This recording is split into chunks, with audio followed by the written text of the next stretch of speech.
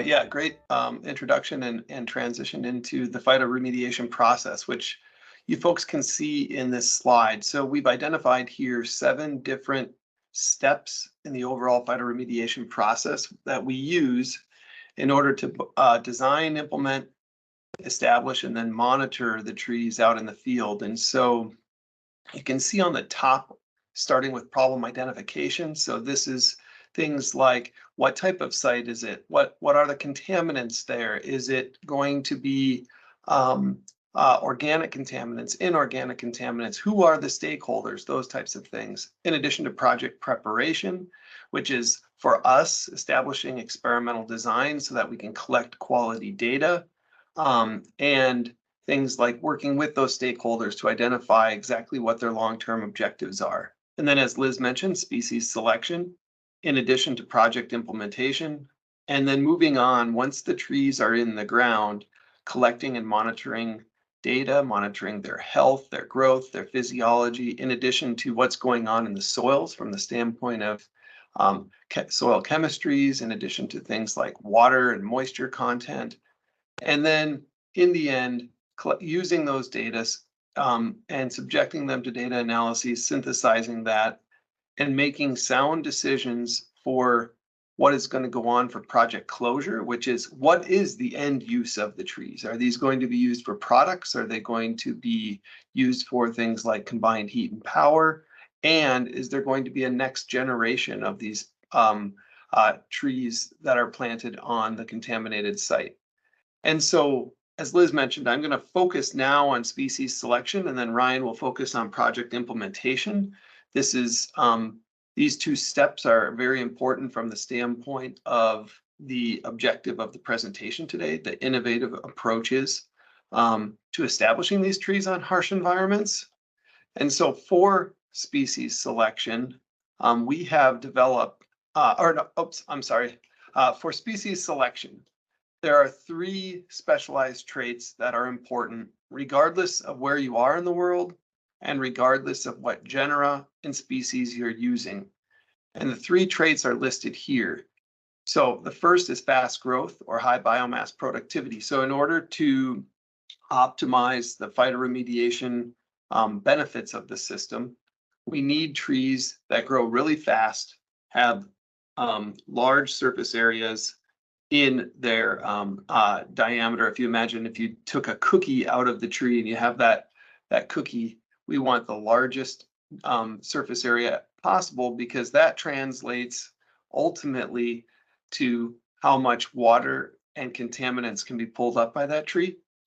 And along those lines, it wouldn't be possible to get that type of uptake in the mitigation and remediation without extensive root systems. And so the types of trees that we use typically poplars and willows.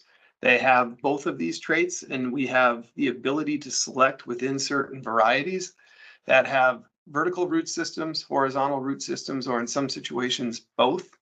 And those can be important for various reasons. If we have a situation where we have a phytostabilization project where soils are sloughing off, let's say, into Lake Superior and causing ecological impacts to the water and maybe things like fish habitat, then we focus more on these lateral root systems that can stabilize the soils and also maximize the amount of potential contaminants that might be coming on the surface. In contrast, if we have a contaminated groundwater plume and we know where it is, and it might be, let's say, 10 feet down, and we want to be able to take up some of those contaminants, then we want more vertically oriented root morphologies. And the last one is related to water, elevated hydraulic control potential. And this simply means we can select certain varieties that either have the ability to produce this high biomass in droughty conditions, or those that can drink and luxury consume water if we just keep giving them a lot of water. A situation like this would be if we're going to irrigate and fertilize with landfill leachate or other wastewaters, then we can select varieties that are able to just drink and drink and drink and not get impacted from a growth perspective. So I want to point this out. We use poplars and willows because we're in the temperate zone. They make sense from the standpoint of these traits and the species and varieties that are available.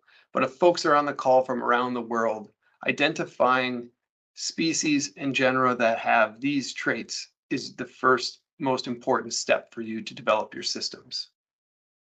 Okay, Ryan. So for species selection, my group about a little over 20 years ago now developed something called phytorecurrent selection, which is a method that we use to select the specific species and varieties within species that are used for these environmental applications. And we've been very fortunate that we've now had over 2 decades of enhancements and testing and monitoring and selecting. And about 3 months ago, the United Nations endorsed phytorecurrent selection as a good practice. It's one of 2 good practices now that have been endorsed by the United Nations. So if anyone is interested, you can follow that link or send us an email. We can give you some more information about that.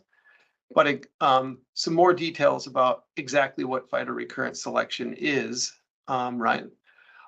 It's a stepwise selection process involving multiple selection cycles to, like I said, identify what varieties we want to use. So we start out in the greenhouse with a large number of varieties, and ultimately the goal is to outplant a fewer number of varieties that are able to withstand the contaminant conditions in the soils, or if it's a wastewater situation, in whatever wastewaters we're using, and also be able to thrive from the standpoint of the phytoremediation potential. And so as we move through these cycles and the number of varieties decreases, for each subsequent cycle, the types of data we collect are much more complex. So in the beginning, we might be just looking at survival and biomass.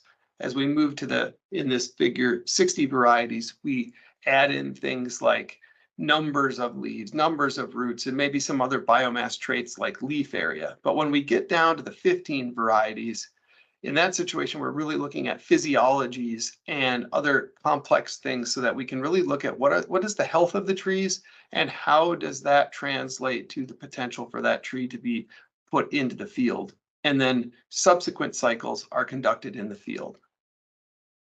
Okay, Ryan. And so you can this just gives you a pictorial of cycle 1, cycle 2, and cycle 3. And I just want to point out with the last photo, there are multiple growing seasons where we conduct these monitoring and data collection until harvest of the trees. So this isn't just a greenhouse thing. It's a cradle to grave technology, or now, as the United Nations has endorsed it, a good practice for being able to optimize these systems. And with that, I will pass it to Ryan, who will talk about project implementation.